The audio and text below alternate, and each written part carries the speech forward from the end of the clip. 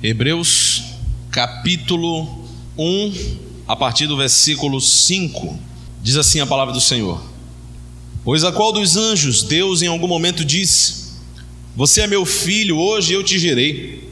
E outra vez, eu lhe serei pai e ele me será filho. E novamente, ao introduzir o primogênito no mundo, diz: E todos os anjos de Deus o adorem. Ainda quanto aos anjos diz: Aquele que a seus anjos faz ventos e a seus ministros labareda de fogo. Mas a respeito do Filho diz: O teu trono, ó Deus, é para todo sempre. Cetro de justiça é o cetro do teu reino. Amaste a justiça e odiaste a iniquidade. Por isso Deus, o teu Deus, te ungiu com óleo de alegria, como a nenhum dos teus companheiros. Diz ainda: No princípio, Senhor, lançaste os fundamentos da terra, e os céus são obra das tuas mãos. Eles perecerão, mas tu permaneces. Todos eles envelhecerão como veste. Como manto tu os enrolarás, e como roupas serão igualmente mudados. Tu, porém, és o mesmo, e os teus anos jamais terão fim. Ora, a qual dos anjos disse Deus em algum momento: Sente-se à minha direita, até que eu ponha os seus inimigos como estrado dos teus pés? São todos eles espíritos ministradores, enviados para o serviço a favor dos que hão de herdar a salvação? Capítulo 2, verso 1 ao verso 4. Por esta razão, importa que nos apeguemos com mais firmeza às verdades ouvidas, para que delas jamais nos desviemos. Porque se a palavra falada por meio de anjos se tornou firme, e toda transgressão ou desobediência recebeu o justo castigo, como escaparemos nós se não levarmos a sério tão grande salvação? Esta, tendo sido anunciada inicialmente pelo Senhor Deus, nos foi confirmada pelos que a ouviram. Também Deus testemunhou juntamente com eles por meio de sinais, prodígios, vários milagres e a distribuição do Espírito Santo segundo a sua vontade. Nós já vimos nas últimas 2 semanas os 2 primeiros capítulos desse material que nós estamos utilizando, Hebreus. Hoje nós estudaremos a lição de número 3, cujo tema é: Jesus Cristo é superior aos anjos. Naquela época em que esse livro foi escrito, os judeus e muitas outras pessoas tinham o costume de reverenciar anjos. Havia o famoso culto aos anjos. É até por isso que Paulo, no livro de Colossenses, no capítulo 2, ele justamente vai negar isso, ele vai recriminar essa prática de exaltação a anjos. Isso não é muito diferente do que a gente encontra hoje em dia. Então, nós costumamos ver por aí a realidade, músicas sendo feitas exaltando praticamente mais os anjos do que a Deus. Tem muita gente hoje que ainda acredita naquela velha ideia de anjo da guarda, por exemplo. Existe um princípio bíblico de que Deus usa os seus anjos para proteger os seus filhos. Isso aí é bíblico, mas não quer dizer que cada pessoa tem um anjo pessoal escoltando ela a cada segundo da sua vida. Até porque a nossa maior proteção não são os anjos, é o próprio Senhor. Então, a gente tem que diferenciar uma coisa da outra.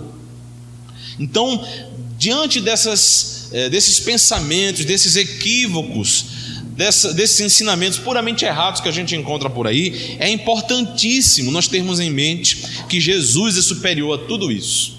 Tendo Jesus, eu não preciso me importar necessariamente com anjos, ou muito menos reverenciar anjos, porque Cristo é superior a todos eles. Amém? Então, eu vou ler aqui a introdução da lição e os irmãos vão acompanhando. Em seguida nós faremos alguns comentários. Devemos ter em vista que o objetivo da lição é reconhecer a superioridade de Jesus e a importância da palavra de Deus. O autor de Hebreus, ele sempre faz isso. Ele vem com um ensinamento, com alguma doutrina específica, e depois ele vem com uma exortação, ou seja, uma maneira de como nós devemos viver a vida cristã. Então nós vamos ver esses 2 pontos na aula de hoje. A palavra anjo, angelos, significa mensageiro ou enviado. O anjo é um mensageiro celestial enviado por Deus ao mundo para anunciar e executar uma missão. Os anjos são seres espirituais criados por Deus para ministrarem a Ele e cumprirem suas ordens. Eles ocupam uma posição de importância na religião judaica.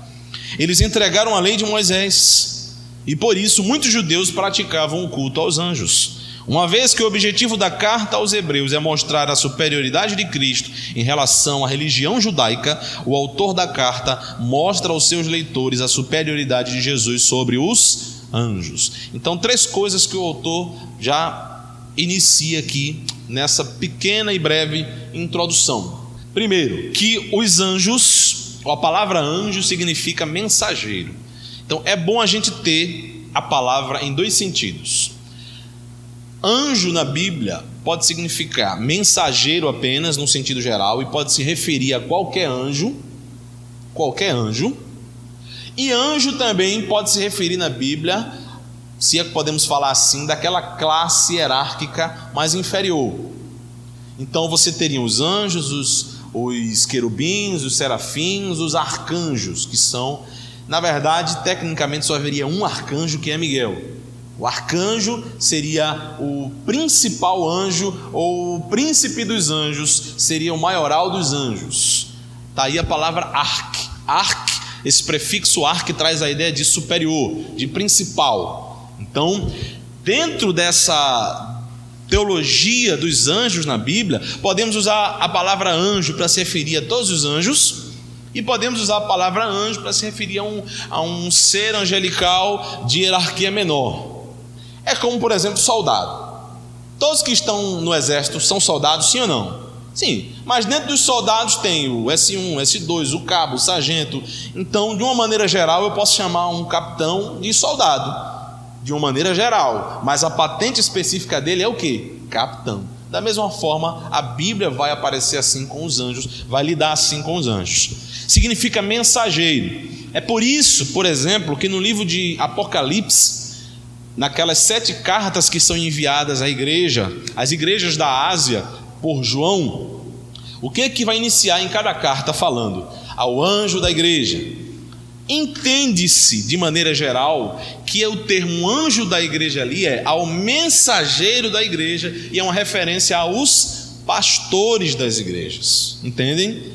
Esse é o consenso teológico básico. Por isso que João fala ao anjo da igreja de Tiatira, ao anjo da igreja de Sardes, ao anjo da igreja de Esmirna, ou seja, ao mensageiro, aos pastores, a quem transmite a mensagem de Deus para a igreja, porque a palavra anjo, de maneira geral, significa simplesmente mensageiro, tá bom? Essa é a primeira coisa que nós encontramos já na lição. Segundo, os anjos são seres espirituais, mensageiros criados e enviados por Deus para ministrarem a Ele e cumprirem as suas ordens. Os anjos foram criados para servirem.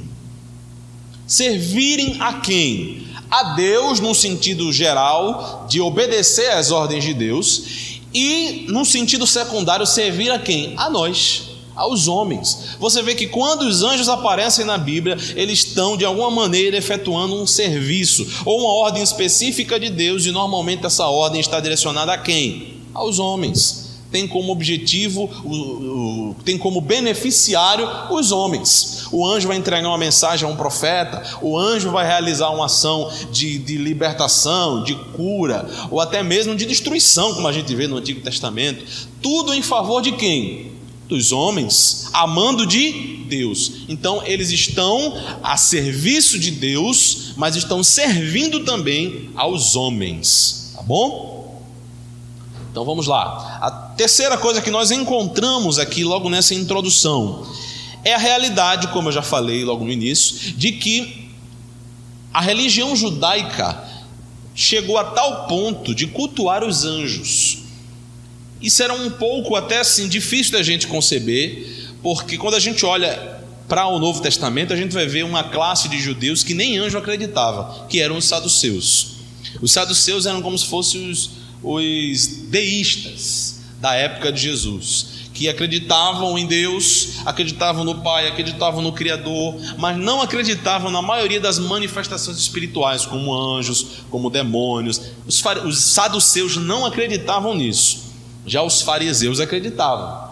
Então, na época de Jesus existiam vários grupos de judeus e basicamente cada partido tinha uma crença específica a respeito do reino, a respeito do Messias e a respeito dessas questões espirituais. Então, a religião judaica praticava em muitos momentos o culto aos anjos.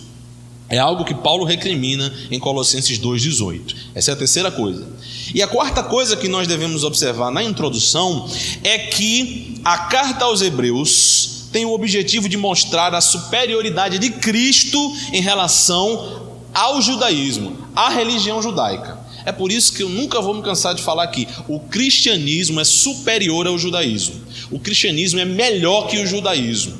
A gente não pode cair na ilusão de dizer não, porque Jesus era judeu, porque os judeus são um povo eleito de Deus. Já foram, hoje não mais. Na realidade, num sentido geral, o povo eleito de Deus é o Israel espiritual. Nunca foi necessariamente a nação física, mas o Israel espiritual de Deus. E quem faz parte desse Israel espiritual? Eu, você, qualquer um que tenha a fé de Abraão, que é o pai da nação. Qualquer um que tenha fé em Jesus Cristo, porque Cristo é superior a tudo isso. Então o cristianismo é superior ao judaísmo. Então por isso que a gente não pode estar incrementando os cultos cristãos, a teologia cristã ou a vida diária do cristão com coisas, com práticas judaicas, com símbolos judaicos, porque aquilo tudo ficou para o passado e aquilo tudo na verdade era menor, era inferior ao cristianismo, era inferior a Jesus. Então por isso que a gente tem que ter isso em mente. Hoje em dia a gente vê aí muitas denominações praticamente querendo se transformar em judeus.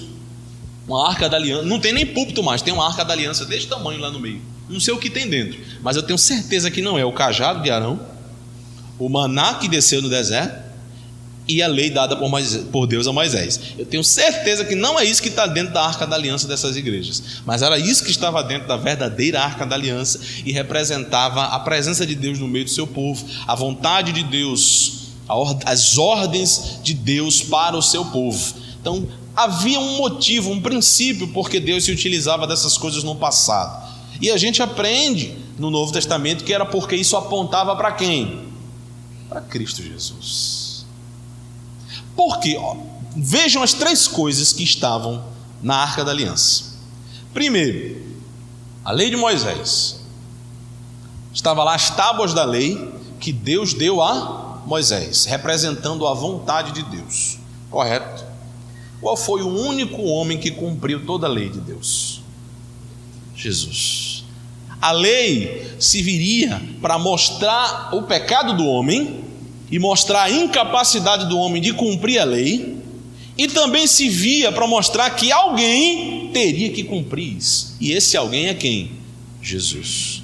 Segundo, o cajado de Arão. Quem era Arão? Irmão de Moisés, o primeiro sumo sacerdote. Só que Arão era um sumo sacerdote humano, viveu por um período de tempo, tinha pecados. Antes de ofertar pelos pecados do povo, ele fazia uma oferta pelo seu próprio pecado. Então Arão era um sumo sacerdote imperfeito, mas vem Jesus, que é o sumo sacerdote perfeito. Outra coisa, o maná que caía do céu, que era com aquele maná que o povo de Israel se alimentava e fazia o pão de cada dia. Quando Jesus aparece no Novo Testamento, ele diz o quê? Eu sou o pão vivo que desceu do céu. Olhe, Jesus aparece cumprindo tudo aquilo que no passado era apenas símbolo. Então Jesus é o sumo sacerdote, Jesus é o cumprimento da lei, e Jesus é o pão vivo que desceu do céu, muito melhor do que o maná do deserto. Então como é que eu posso pegar Jesus, que é melhor, que é superior a tudo isso, e voltar atrás me utilizando de arca da aliança, de maná, de tábuas da lei? Essas coisas ficaram no passado. Cristo cumpriu todas elas. Eu, como cristão, não devo me apegar a isso. Isso não me pertence mais, como diria alguém. Então, basicamente, é isso que nós encontramos nessa passagem que lemos e no conteúdo que nós estudaremos hoje, tá bom? Logo de início, o autor aparece mostrando a superioridade de Jesus aos anjos. Jesus é superior aos anjos, e para provar esta superioridade, o autor apresenta 6 argumentos bíblicos que provam isso. 6 argumentos, vamos olhar rapidamente para cada um deles. Primeiro é o que ele fala nos versos 4 e 5 de Hebreus 1, que nós lemos: tendo se tornado tão superior aos anjos, quanto herdou mais excelente nome do que eles? Pois a qual dos anjos Deus em algum momento disse: tu és o meu filho, hoje eu te gerei, e outra vez eu lhe serei pai, e ele me será filho? O autor faz uma pergunta retórica, ele faz 2 afirmações. Em primeiro lugar, Jesus é o filho e os anjos são apenas criaturas. Esse é o primeiro argumento que nós vamos encontrar aqui, baseado nas 2 afirmações que o autor de Hebreus faz aqui no versículo 4 e 5. Qual é a primeira afirmação? Versículo 4: tendo se tornado tão superior aos anjos, quanto herdou mais excelente nome do que eles? Jesus é superior aos anjos e herdou um nome, uma posição e uma autoridade superior à dos anjos. Esse é o primeiro argumento que o autor usa. E o segundo: Jesus é o filho exclusivo de Deus. Então vamos lá. Aqui na lição, você pode acompanhar aí. O primeiro argumento diz o seguinte: apesar de os anjos serem chamados coletivamente de filhos de Deus, a gente vai encontrar isso em Jó, no capítulo 1. Somente Jesus é o exclusivo filho de Deus. São 2 citações do Antigo Testamento: Salmo 2, versículo 7 e 2 Samuel 7, versículo 14, que corroboram a identidade de Jesus como o Filho de Deus desde a eternidade. Jesus possui a mesma natureza e os mesmos atributos de Deus. Ele procede do Pai.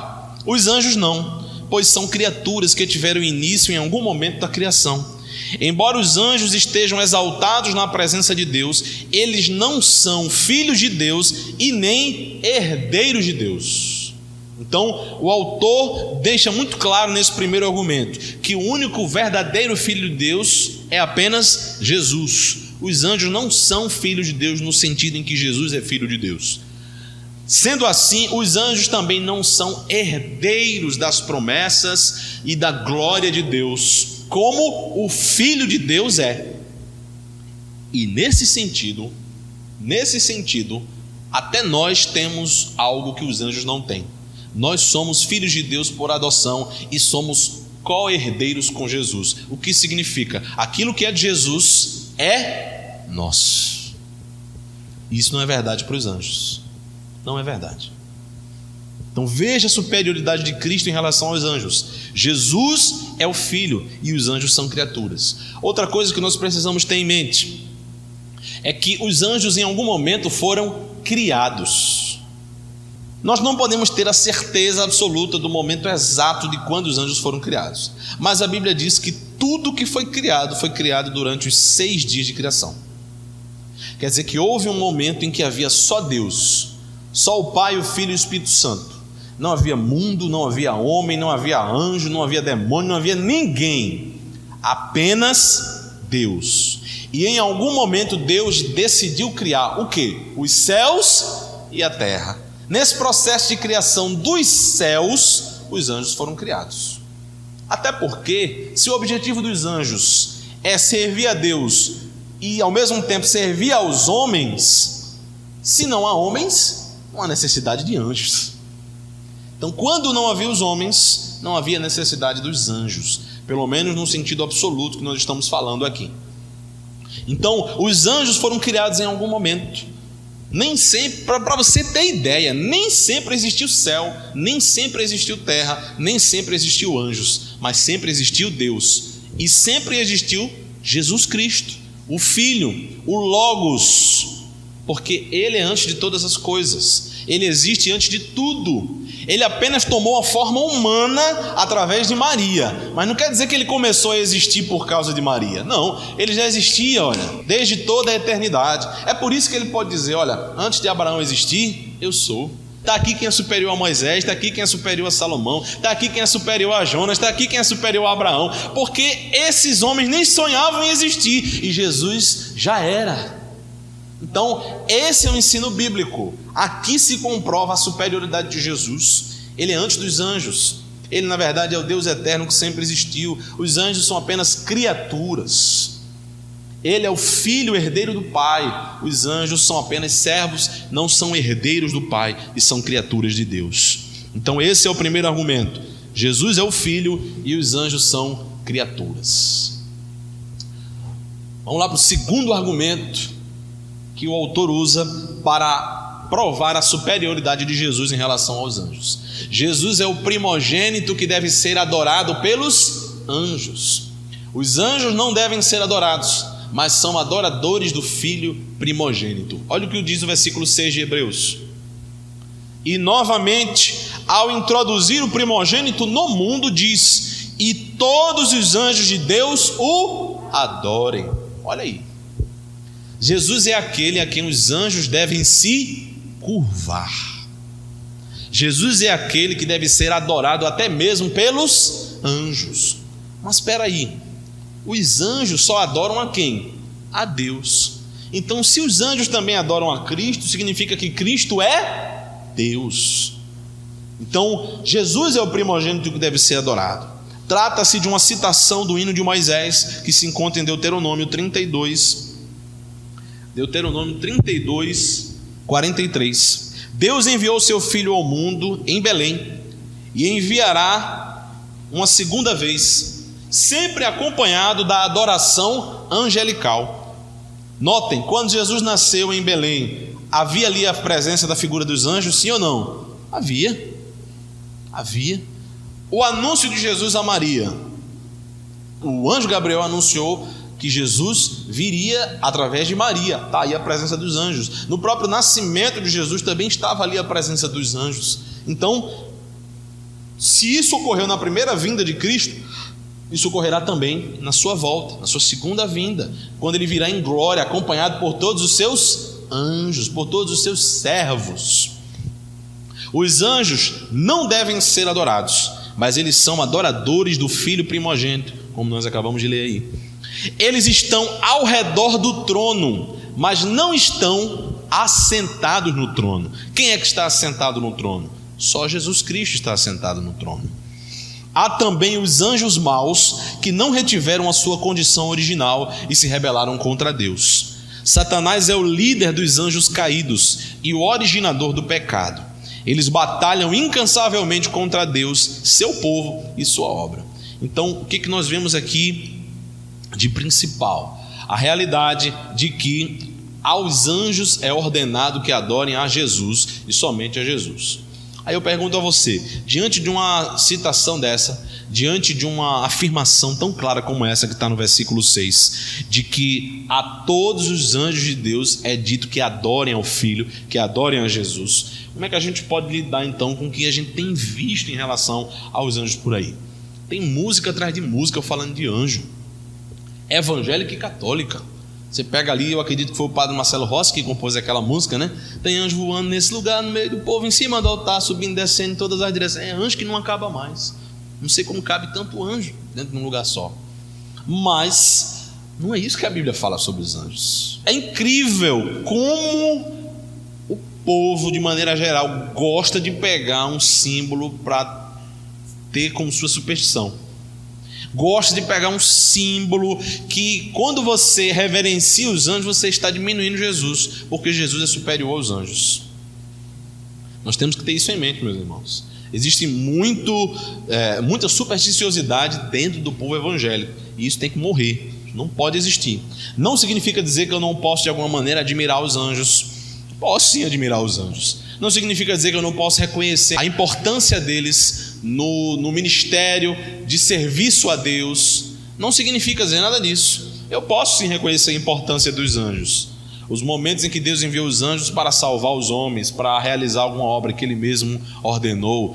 Todos esses momentos foram importantíssimos na história da redenção, mas Cristo é superior a eles, e os anjos não podem ser adorados ou reverenciados. E na igreja não tem que estar cantando música de anjo nenhum, porque quem deve ser louvado na igreja é quem? É Cristo. E aqui eu vou abrir um parêntese desse tamanho. A música representa adoração na igreja. Qualquer hino, qualquer música que eu canto, que o objeto principal, que a pessoa para quem está sendo direcionada a música não é Deus, não pode ser cantada na igreja. Temos que ter isso com muito cuidado. É muito comum a gente ver, principalmente de cantores pentecostais, fazerem música falando para as pessoas. É muito comum. Você não sei o que, aí fala da vida.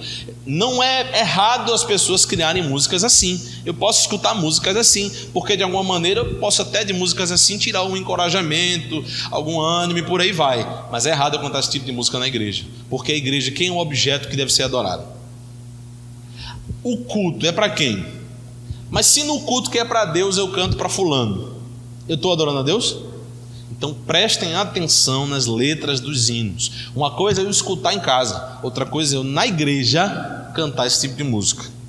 Isso não deve ser a prática do cristão. O cristão deve adorar somente a Deus. E por mais que você diga, não, mas eu estou cantando, mas não estou adorando fulano, eu não estou deixando de adorar a Deus. Mas na prática, pelo que a Bíblia diz, está.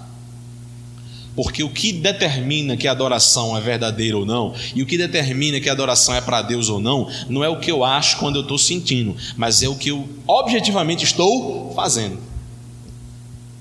Então, se na música todinha eu canto me dirigindo às pessoas, para quem eu estou cantando? Para Deus ou para as pessoas?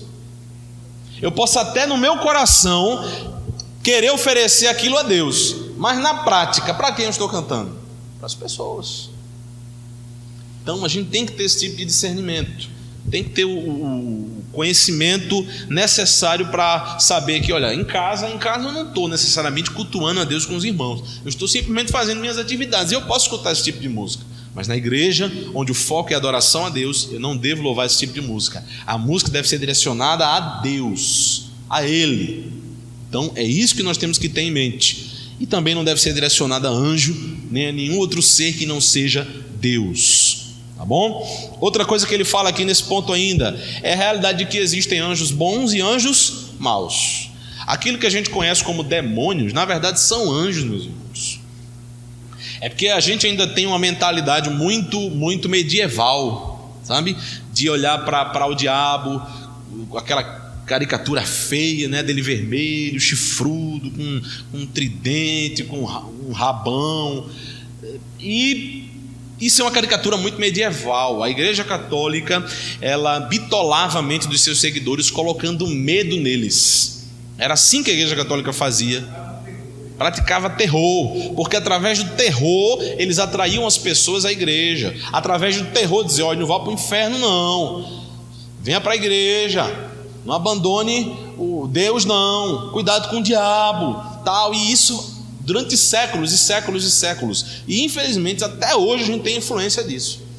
Então assim, os anjos caídos ou os demônios são na verdade anjos. É por isso que a Bíblia vai dizer que Satanás ele se apresenta muitas vezes como anjo de luz, porque ele já foi um anjo de luz. Ele ainda tem os poderes de um anjo de luz, ele ainda tem as capacidades de um anjo de luz. Agora, por que ele é um demônio? Por que ele é um espírito mau? Porque a sua intenção é má. Não é porque ele era branco e depois ficou preto.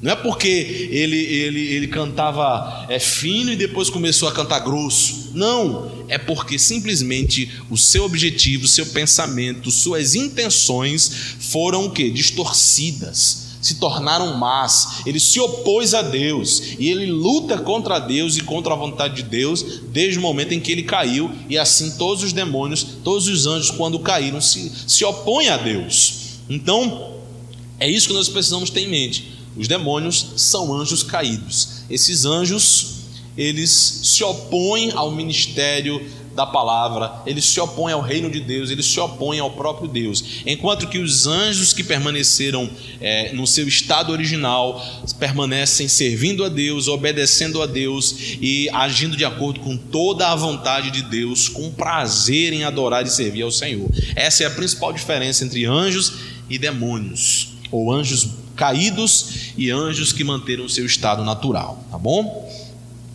Então, vamos passar aqui para o terceiro argumento. Jesus é servido pelos anjos. De Jesus, eles anunciam a concepção, o nascimento, a ressurreição, a ascensão e a segunda vinda e outros episódios que aconteceram na vida de Jesus. Então, o que é que diz o versículo 7?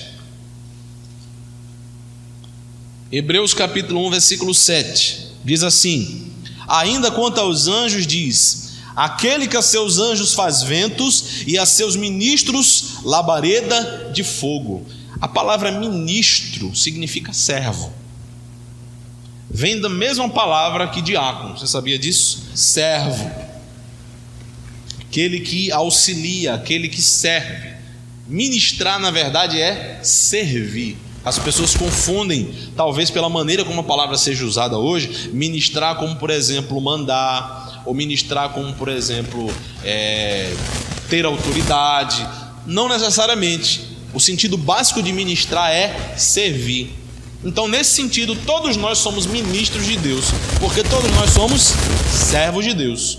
Quando alguém é ministro do Evangelho, você está querendo dizer que ele é servo do Evangelho. Ele serve a causa do Evangelho.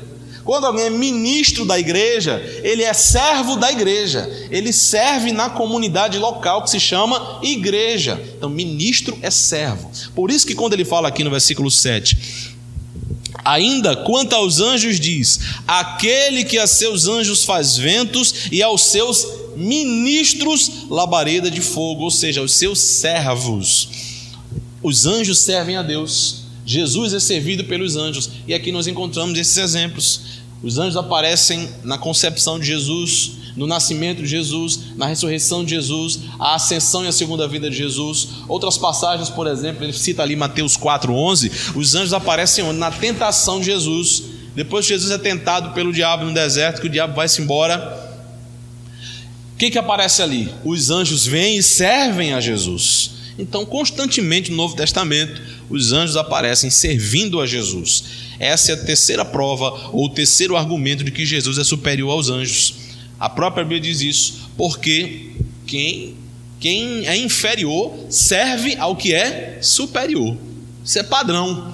Alguém superior não vai servir a quem é inferior. Até Abraão percebeu isso. Abraão, o homem que Deus tinha feito pacto com ele, em dado momento, quando se encontrou com um homem chamado Melquisedeque, o que fez? Serviu a ele. Ofertou, deu o dízimo daquilo que ele tinha conquistado na guerra que ele tinha acabado de vencer. Serviu. Você vê também, por exemplo, naquela mesma ocasião de Melquisedeque, lá em Gênesis capítulo 14, se não estou enganado, você vai encontrar que Abraão vai e oferece a Melquisedeque o quê? Pão e vinho. Olha a referência. Lá atrás a gente está falando, meus irmãos, de pelo menos 2.000 anos antes de Jesus. Aparece um homem que vem de Salém. Salém ia ser lá na frente conquistado por Davi e se tornaria a famosa Jerusalém. Melquisedeque era rei de Salém, era sacerdote do Deus Altíssimo, e o que o autor de Hebreus vai dizer é que é lógico que o inferior serve ao superior. Então foi por isso que Abraão deu o dízimo a Melquisedeque, porque Abraão considerou Melquisedeque superior a ele, sacerdote do Deus Altíssimo. Então, se os anjos servem a Jesus, é porque Jesus é superior aos anjos. Isso é básico. Na Bíblia é assim que esse argumento funciona. Quarto argumento: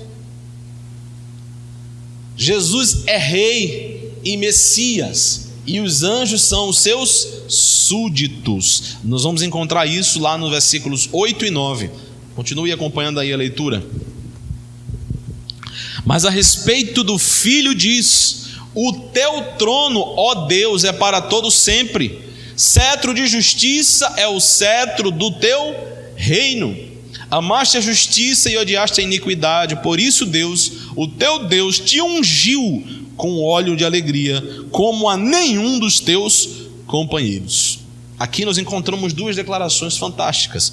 Primeiro, fala de Jesus como sendo o Deus a quem pertence o trono. O teu trono, ó Deus, subsiste para todo sempre. Segundo, fala de Jesus como o Deus que foi ungido com óleo de alegria. Essa expressão aqui, o teu Deus te ungiu com óleo de alegria, é uma referência à função messiânica de Jesus.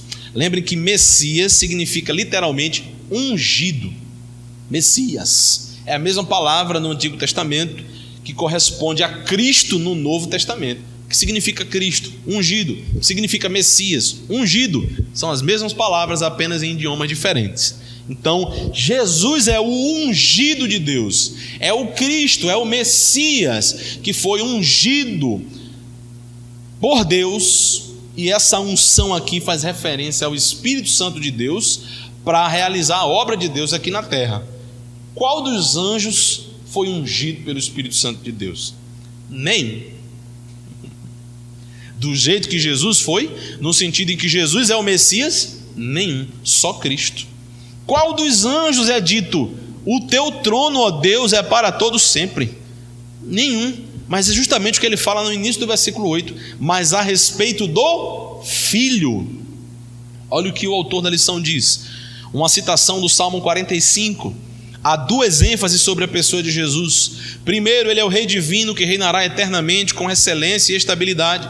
Segundo, ele é o Messias, o ungido de Deus para trazer salvação, cura, consolo, libertação para os pecadores. Os anjos celebram louvores a Deus e executam os planos de Deus. Então, o fato de Jesus ser encontrado no Novo Testamento, e principalmente nessa passagem que lemos, como o Rei e o Messias, já mostra que ele é superior aos anjos. O quinto argumento: Jesus é o Criador e os anjos são criaturas. Os anjos foram criados por Deus e por Jesus e estão sujeitos às limitações de criaturas. A gente volta naquilo que nós já falamos. Cristo vem antes dos anjos. Quando não existia anjo, já existia Jesus, já existia Cristo, já existia o Logos eterno. Então, o autor diz o seguinte: a sexta citação é tomada do Salmo 102. A comparação é entre o Criador Jesus e a criação, os anjos. Isso vai se encontrar nos versículos 10 a 12. Olha aí em Hebreus. Diz ainda: no princípio, Senhor, lançaste os fundamentos da terra, e os céus são obras das tuas mãos. Eles perecerão, mas tu permaneces. Todos eles envelhecerão como veste. Como um manto tu os enrolarás, e como roupas serão igualmente mudados. Tu, porém, é o mesmo, e os teus anos jamais terão fim. Então, o que é criado vai perecer, tal como uma veste ou um manto. Mas o Criador transcende o tempo e o espaço. Jesus é Deus imutável e imperecível.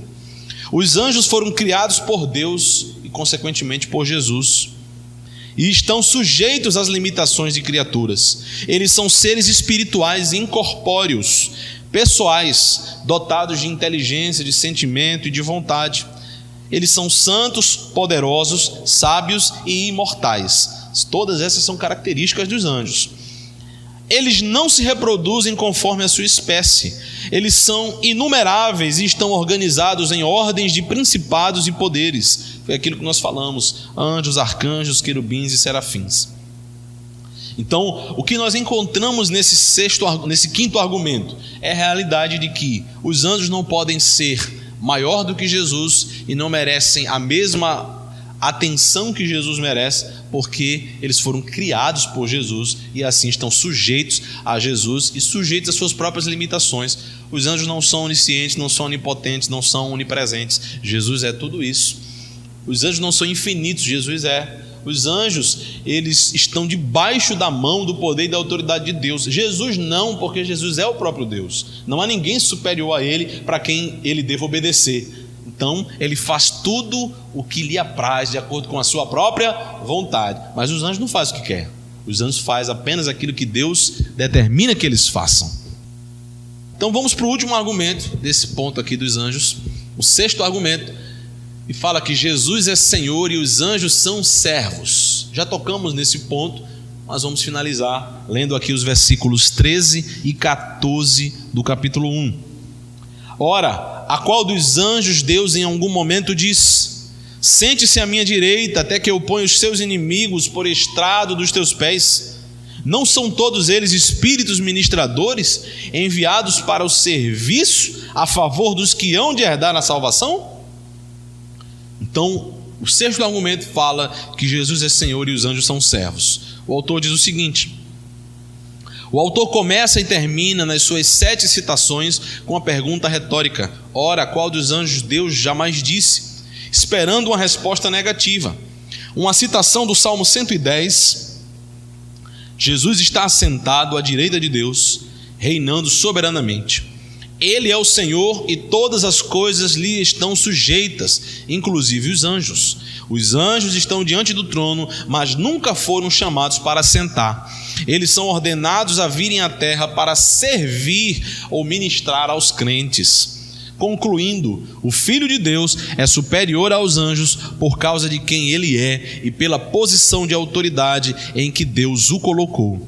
Adoremos ao Senhor e o sirvamos em obediência, tal como os anjos bons servem a Deus. Então esse último argumento reforça tudo que a gente falou antes. Os anjos são apenas servos e Jesus, ele é Senhor. Jesus não é servo de ninguém. Então esses 6 argumentos provam a superioridade de Jesus. É importante nós sabermos disso. Por quê? Porque muitas religiões hoje surgiram na base da autoridade dos anjos. A gente já falou isso em outras aulas. Mas você pega, por exemplo, como foi que surgiu a religião dos mormons? Surgiu a partir de revelações angelicais, pelo menos segundo Joseph Smith. Ele diz que teve um encontro ali com os anjos. Só lembro o nome de um, Moroni é um dos anjos, e tem outro anjo também, está tudo lá no livro dos mormons. E aqueles anjos lhe indicaram o local onde estariam escritos palavras divinas em egípcio antigo. É sério isso, eles falam isso. E ele foi, quando acordou, foi lá no local onde os anjos tinham indicado, cavou e disse ele que achou lá uns escritos lá em egípcio antigo, banhados a ouro. E foi assim que surgiu o mormonismo. E interessante é que esses escritos nunca foram achados, nunca puderam ser analisados. Esse idioma egípcio antigo nunca existiu, entendendo? Mas a Bíblia, tudo que a Bíblia afirma já se foi provado. Os idiomas que a Bíblia foram escritos, hebraico e grego e aramaico, são conhecidos e estudados até hoje. Os manuscritos em que a Bíblia foi escrita, a gente tem acesso a muitos deles hoje. Essa semana foi descoberto houve uma descoberta arqueológica muito fantástica, porque em escavações ali em Jerusalém foi descoberto, uma pedra que continha o nome de uma pessoa muito famosa na Bíblia, que era Gideão. Até então, esse relato só estava onde? Na Bíblia. E é óbvio que muita gente desacreditava. Essa semana foi descoberta ali uma pedra que continha justamente a ideia de Gideão lutando contra outro povo. Era dado por outro nome, mas a Bíblia vai dizer que eram os filisteus. E estava lá, encontraram o dado arqueológico disso. Olha aí, mais uma vez a Bíblia sendo comprovada. Não é o caso dos mormons. Como foi que surgiu a religião mormon? Através de revelações, segundo eles, angelicais. Como foi que surgiu o islamismo? Maomé estava perdido, feito cego em tiroteio na época dele. Isso no 8º século depois de Cristo. Por que perdido, feito cego em tiroteio? Porque ele estava... De um lado tinha o judaísmo, de outro lado tinha o cristianismo, de outro lado tinha as religiões mais orientais, como o budismo, como o hinduísmo, e Maomé estava no meio de tudo isso. Só que Maomé sempre foi, assim, ele sempre foi um adepto das ideias, tanto do judaísmo quanto do cristianismo. Então, diz ele que em dado momento foi levado até uma caverna e desmaiou lá, e teve uma revelação de anjos que vieram e disseram a ele a verdade a respeito de Deus, da mensagem de Deus para o homem. Foi assim que surgiu grande parte do Alcorão. Então veja, todas essas religiões dizem que surgiram a partir de revelações que foi dada por quem? Por anjos. Mas a revelação que nós temos não foi dada por anjos. Foi dada por quem? Veio através de Jesus Cristo. Até o que os apóstolos escreveram veio de quem? De Jesus. Eles viveram com Jesus, andaram com Jesus, aprenderam com Jesus e foram iluminados pelo Espírito de Jesus, e também é chamado de Espírito Santo. Então tudo veio de quem? Não veio de anjo, veio de Cristo. Então olha a diferença do cristianismo para as outras religiões. Nós não somos obscurantistas, nós não somos, ou pelo menos não deveríamos ser, supersticiosos com relação a essas figuras angelicais, porque tudo que nós temos, todo conhecimento, toda verdade, não vem de anjos, mas vem de Cristo. É por isso que o autor de Hebreus, no versículo 1, ele vai abrir o livro com chave de ouro, dizendo: antigamente Deus falou muitas vezes e de muitas maneiras aos pais pelos profetas, Hebreus 1:1.